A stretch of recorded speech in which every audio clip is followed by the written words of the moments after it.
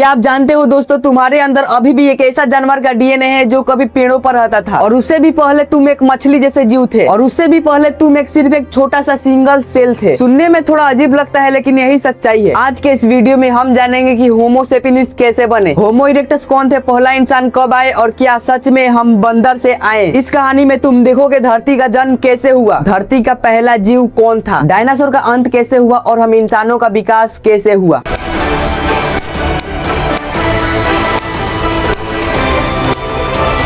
नमस्कार दोस्तों, करीब 4.5 बिलियन साल पहले इस धरती पे ना कोई इंसान था और ना कोई जानवर था। ये धरती केवल एक आग का गोला बनकर रह गई थी, जहाँ उबलता हुआ लावा और आसमान में जहरीली गैस के अलावा और कुछ भी नहीं था इस धरती पे। लेकिन फिर कुछ ऐसा हुआ जिसने सब कुछ बदल दिया, और फिर बारिश होना शुरू हुई, और ये बारिश लगभग कई लाख सालों तक होती रही, जिसमें इसी से महासागर का निर्माण हुआ, और यही महासागर आगे चलकर हमारी कहानी की शुरुआत बने। समुद्र के अंदर केमिकल रिएक्शन के कारण एक छोटा सा सिंगल सेल ऑर्गेनिज्म बना, और यही था धरती का पहला जीव जिसके पास ना दिमाग था और ना ही धड़कन थी, लेकिन इसके पास सरवाइव करने की एक खास ताकत थी। करोड़ों साल तक ये जीव इवॉल्व होते रहे, और फिर एक दिन इन्होंने ऑक्सीजन बनानी शुरू कर दी, और यहीं से पूरा गेम बदल गया। अब इवोल्यूशन ने स्पीड पकड़ ली, छोटे जीव बड़े जीव में बदलने लगे, और पानी से निकलकर जमीन पर आने लगे। मछलियां आई, और फिर कुछ मछलियां जमीन पर आने लगी। धीरे धीरे रेपिडिस, फिर डायनासोर ने करोड़ों साल तक धरती पे राज किया। लेकिन एक दिन एक एस्टेरॉइड धरती से टकराया, और इसी घटना में लगभग सारे डायनासोर खत्म हो गए। डायनासोर के जाने के बाद छोटे छोटे मेमल्स को मौका मिला, इनमें से कुछ पेड़ों पर रहने लगे, और यहीं से शुरू हुआ हमारा असली इवोल्यूशन।